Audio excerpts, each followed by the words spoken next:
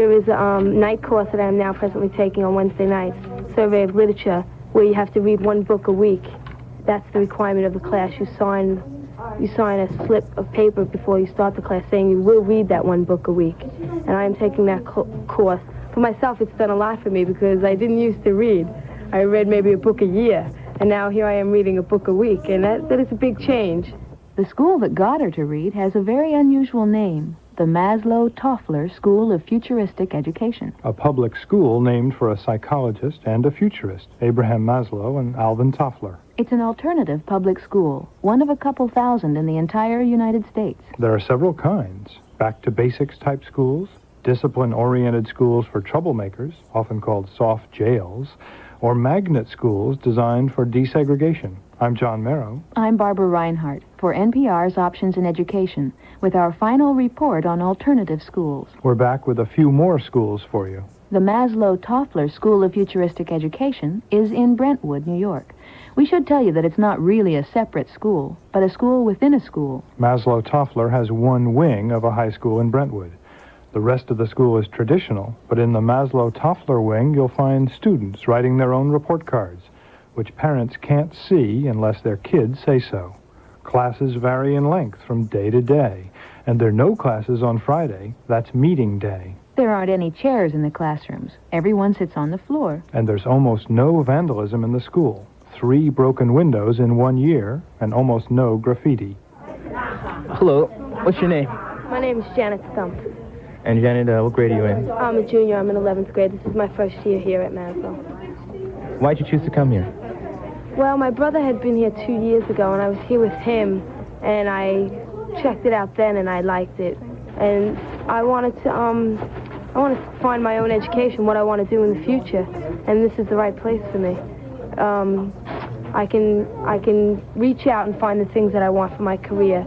Whereas I feel in the high school I was detained in a way where I was taught what they wanted to teach me, and I didn't have the chance to reach out and find exactly what I wanted. Hello. Who are you? I'm Mary Ellen Stump, Janet's sister. I'm a senior. This is my first year and last year here. Are you glad you came? Yeah, definitely. It's the best thing I ever did. Really? After 11 years in, let's see, the regular school system, how'd you like this?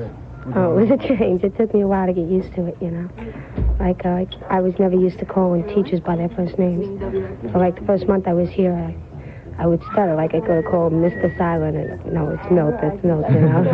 Because I was brought up that you don't call adults by their first name. But the school's done a lot for me. Has that helped, talking to teachers like they're a friend? Does that make things easier? Yeah, definitely. I used to be afraid of teachers, that they would suspend me or fail me. These teachers are my friends. They're not somebody that stands in the front of the room with a ruler in their hand, you know.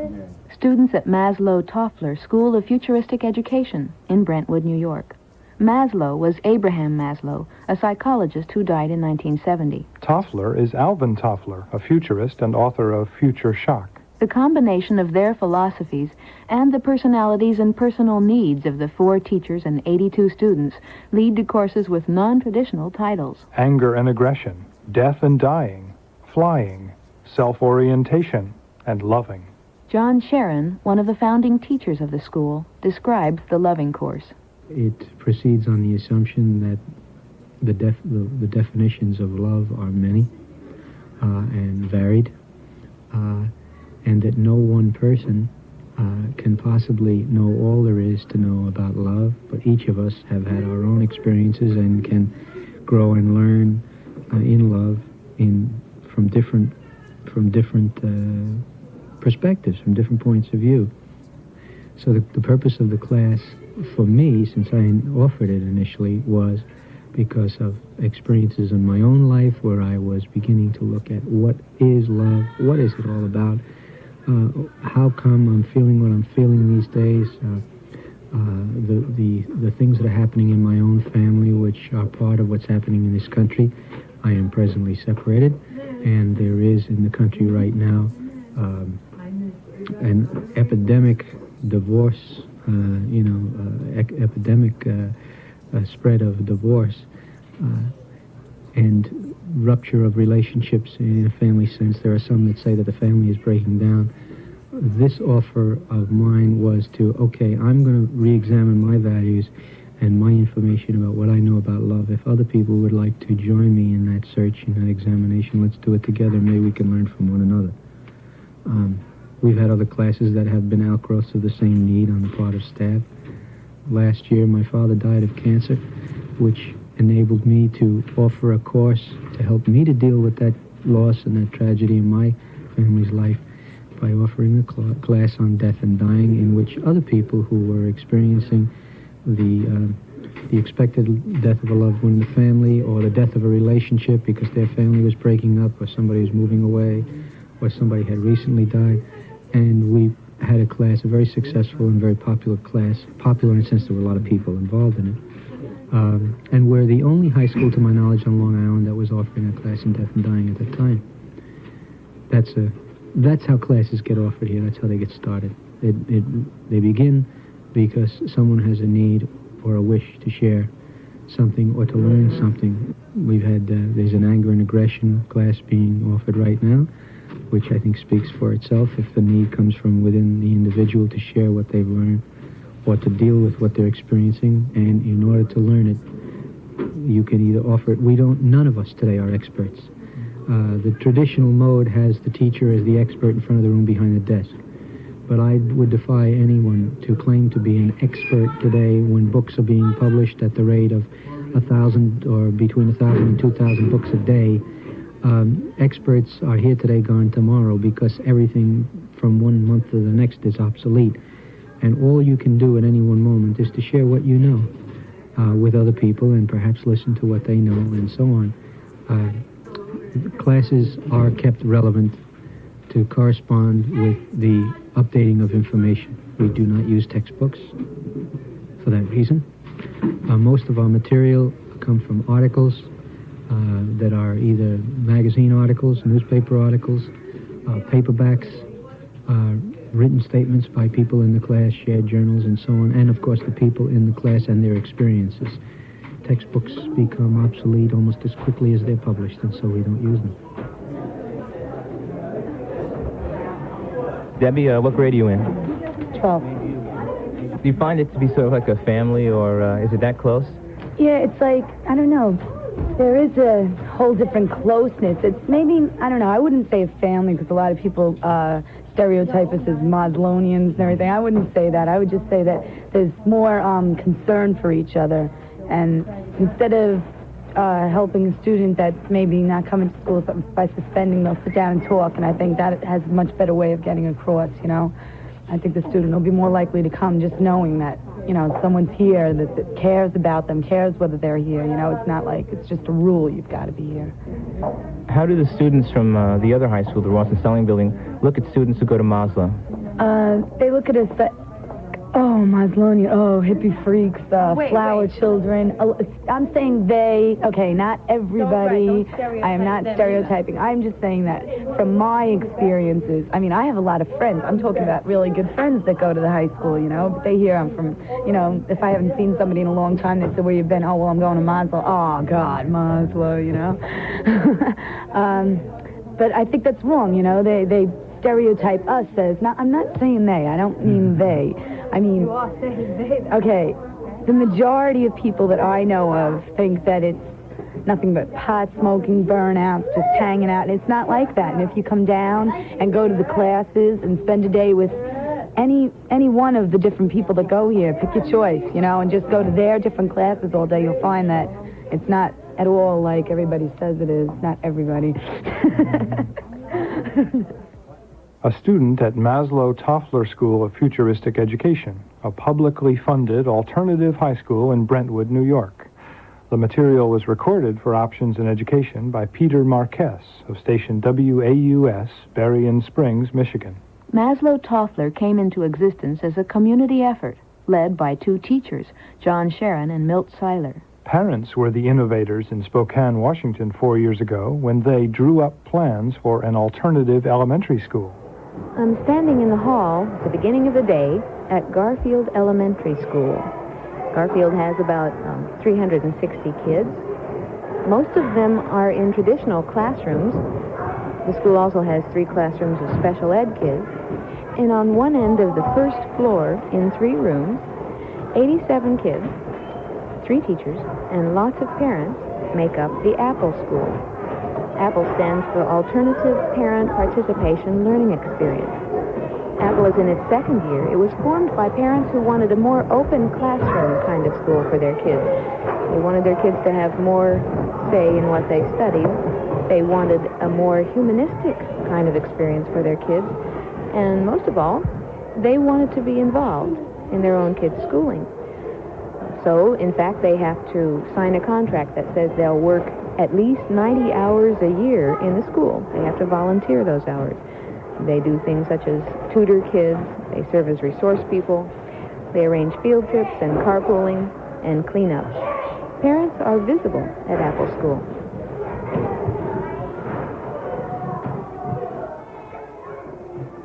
Agnes Brown is the principal at Garfield School. Now, you were here when Apple School took over 3 rooms. What was the reaction of the other teachers in the building? Well, some of the teachers welcomed the concept of having an open school within our school. Others looked at it with probably a great deal of skepticism. Why is that? What did they see? Well, we are, because of our physical plant and because perhaps traditionally our school has been made up of the traditional classroom model. One teacher with 25 to 33 students per classroom, pretty much self-contained. And in our alternative program, the children have various groupings throughout the day. There might be a group of 2 children doing something. There might be a group of 10. So there is much more movement, more activity, I presume, at times during the day. And that can be viewed as lack of structure. But chaos. Or chaos. And what were some of the things the teachers said? Well, first of all, I wonder what's going on down there. The children seem to be here and there, and they're noisy. Well, if Garfield School was built in 1898, we have hardwood floors, very high ceilings, absolutely nothing to help us acoustically. So an ordinary classroom is very noisy as children move in and around. And if there's a lot of movement during the day, then it is noisy. Weren't there some teachers, though, who felt not only were these kids bothering them, perhaps, because it was kind of noisy, and their own classroom suffered somewhat from that, but also those kids aren't going to be learning anything, or I wonder if this is some kind of threat to me, that I'm going to eventually have to be teaching something like this. Very definitely those feelings came out, and particularly since I am very supportive of the program. That's why it's here, because I'm a principal that would take it and work with it in its inception and work through with it. I very much believe in children learning at their own pace and having some options, perhaps, in their learning style. There is not an option as to whether a child learns or not, or whether a child does his reading or his math or whatever. Those things are givens. They work with the same curriculum and the same scheduling that's necessary throughout the whole state for... But so the other teachers could have viewed it as some kind of threat? Yes, they certainly could, because we have some very high-powered people as teachers in that program also. They had to be rather specialized and have some special skills, and that can be threatening, in a building, in a traditional building also. But I also have a very young staff at Garfield, and we did quite a bit in PR. We had one staff meeting down there last year in which the teachers went through the total program as it was working out then, and I think that was very enlightening for everyone. So you showed the other teachers in the building what really was happening at the Apple School. Oh, yes. And then with a building like ours is, with a common teacher's room, common facilities, we meet weekly for our staff meetings and so forth. They really got a fairly good picture of what was going on. If there were questions about what it was, we asked, and they asked me, because I certainly had to be aware of everything that was going on, because it's my responsibility. Like anything else, it's growing, and with it, the understanding of the program is growing. Agnes Brown, principal at Garfield School. You're one of the parents, and today you are acting as substitute teacher. You were just reading to the children about King Arthur. What's that all about? Okay. One of the learning centers set up for a 2-week period is King Arthur. And among all the other materials they have, there are also library books. But we found, especially for the non-readers, that it's very helpful if the parents or a teacher takes a half an hour period to read some of the stories. They can learn as much, if not more, from that than struggling if they have a problem with some of the reading activities that are at the center. You have a child here. Right. Are you sure that your child is learning what he should be learning? Is learning to read, to write, to add, subtract, divide, learning about science? Yeah, we had a big concern, as many parents do, before we entered the program. But we took a look basically at the people involved and at the ideas, the philosophies that they were talking about, at a child wanting to learn. And we're very basic believers in that all children are curious and all children want to learn, given the right situation.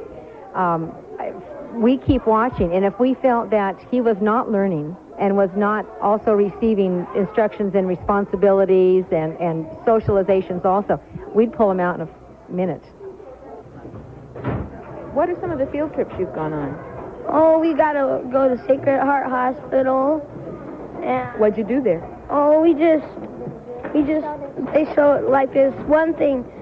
They can control it and it can go by itself. This that carries laundry and stuff on this track. Where else have you gone? Oh, I went to Progress Elementary for, I think, a half of a year or so. No, I mean on the field trip. Oh, I went. Oh, yeah, we went for pottery. We went somewhere. To a place that makes it? Well, yeah, we went to Rock Shot, and the place we were studying pottery, and they showed us some old pottery and stuff at a museum, sort of like.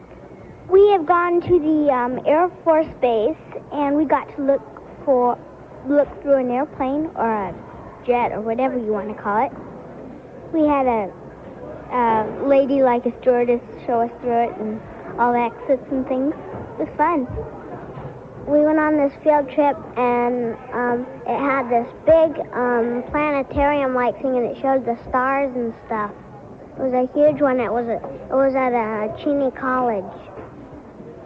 What did you learn? Did you learn names of stars? And they said that they're going to get some pictures of a certain planet. Oh, yeah, the Voyager. Yeah. I think we'll be able to see those pictures sometime. Okay. Students at the Apple School, an alternative public elementary school in Spokane, Washington. The school is in one wing of a traditional elementary school. It has 87 kids, 3 teachers, and lots of parent volunteers. And you can bet that none of them is going to like what Norman Crandis, an elementary school principal from Downers Grove, Illinois, has to say about parents and how they really feel about schools. Would parents like schools to be different than they are? Well, there was a time, I think, when they wanted them very different, and there were people who would do it. And there are today parents who want schools differently. But I think not. I think they want schools the way they knew them, and I think they want them to carry on in that way. Part of that is that life hasn't changed after all. It is the same. You're not going to be different. Part of that is valid because it lends stability to society and a meaning to a person's life. It is the same. And part of it is a kind of feeling that the kids shouldn't get something better than they do. Ooh, wait a minute. Kids shouldn't get something better than they had. You mean basically those parents deep down don't really like those kids? Yeah, I think some parents deep down really don't like their kids. Yeah. Yeah, well, we were speaking about the parents who send a child to school with chicken pox or with a fever, who just puked that morning, and they put them in the car or on the bus and send them to school and say, in essence, well, let the school send the kid back. But in the meantime, I've got a tennis date to make or I've got a club date to make. So there are parents, I hope, and I think it's just a small group, but growing, who are hostile to their kids or to the responsibility of raising kids, sure. And school then is a babysitter. School then is, yes, a babysitter, an expensive babysitter. Actually, very inexpensive, though, isn't it? I mean, $1 an hour. Oh, yeah, okay. Inexpensive, yeah. Expensive because it's taxes, and it's probably the largest part of the tax bite in the property tax. But, yeah, it's a babysitter, right. Yeah, and I don't think these people have a vision of education today. I think that's what's really lacking.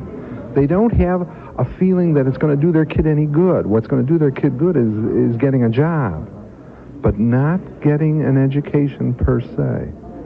So that there's a big emphasis on vocational education and about college being vocational, but not on the thoughtful life thought through and having some meaning, more humane, more feeling, more sensitive. No. Do teachers have that vision of how education could be meaningful? The principals, you're a principal. Yeah, if I look at my peers, some do and some don't. The good ones do. The bad ones don't. Some have it without being articulate about it because it just comes with their territory and their reason for being in the field. I think of somebody in a nearby district who would never be as articulate as I, but I know that he's got it. He is there. He cares about kids and about the quality of life they lead. Teachers, some do and some don't. The older ones very often are the ones that have it the most. The younger ones seem not to, or at least there are ways which I don't understand if they are expressing it, that they have it. The younger ones seem moved by other kinds of considerations. Basically what you're doing to me is messing me up. I mean, I come to you with the question of why aren't schools different? Why are they so similar? And you're coming back at me and saying, well, why should they be different? And how would you change them? Then what would you change them into? And then you're saying, well, maybe nobody really wants them any different anyway. Yeah, well, I thought about it in our talking. It's an awful lot of time. You know, in Denmark or Norway, they don't start school till kids are 7 or 8.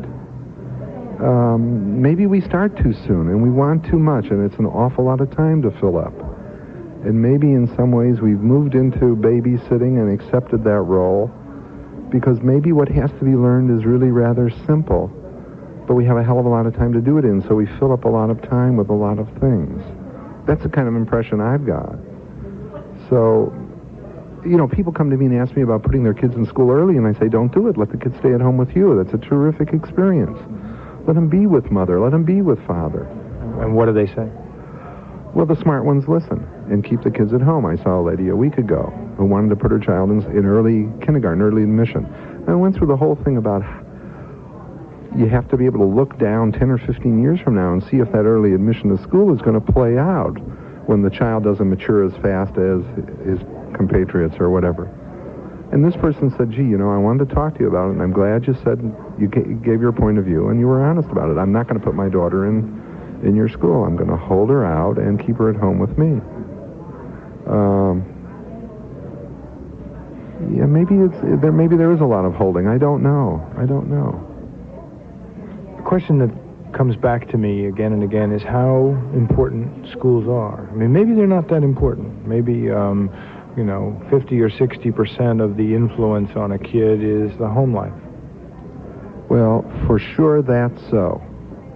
And if the parents think that they can give that to school, especially in a pluralistic society where we've got all kinds of values, and where the school is not a reflection of one church or the major church in town, the parents had pretty well better be educating, which is talking and showing the kids how to live. Now, wait a minute. Let's say that if school is 25% of the influence on a kid, we probably can't break it up, but let's just hypothetically do that, and let's say that parental influence is 60%. Does that figure change if we say, wait a minute, let's let the kid spend more time in school, and let's ignore the kid at home and put him off somewhere? Does the 60% home influence change? No, it doesn't at all. I think the parents are, whatever they do, they're still that important because they are immediate to the child's emotions. I mean, even if I put my kid somewhere else, that's the lesson I'm teaching my kid, that I'm putting him somewhere else. Oh, yeah, right. You're abandoning the child, and we get abandoned kids in school today. Sure. You're abandoning his emotional development. Yeah, no, it seems to me that there are the school, the church, the YMCA, we can all help you raise the kid.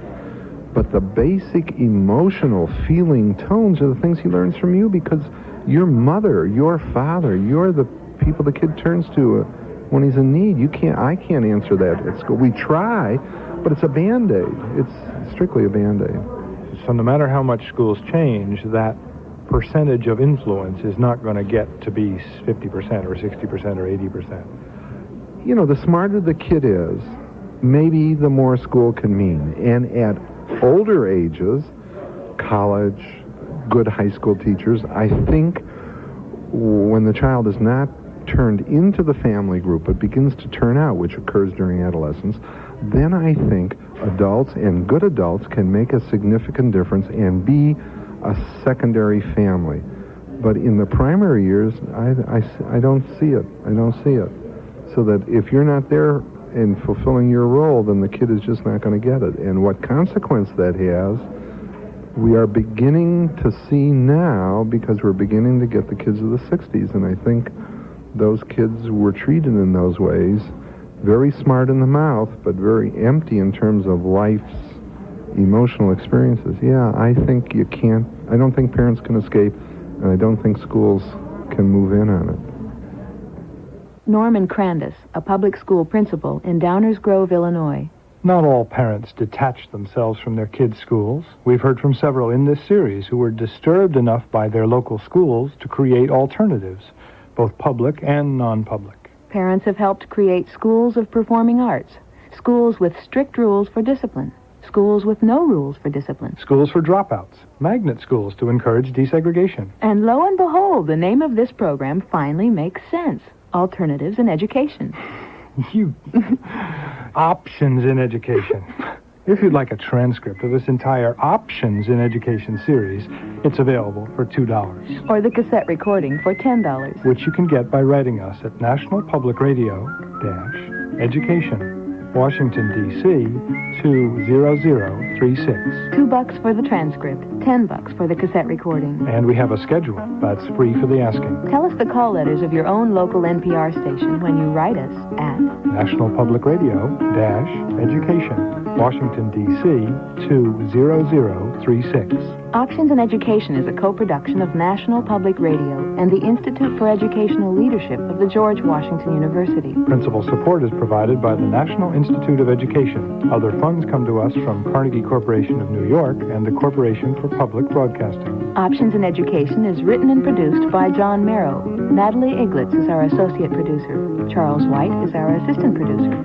Technical assistance by Greg Hedgepath. Some of the material for this program came from Peter Marquez, WAUS, Berrien Springs, Michigan. Join us again. Our next report is on competency testing, and you're the ones who'll be taking the test. So sharpen your pencils.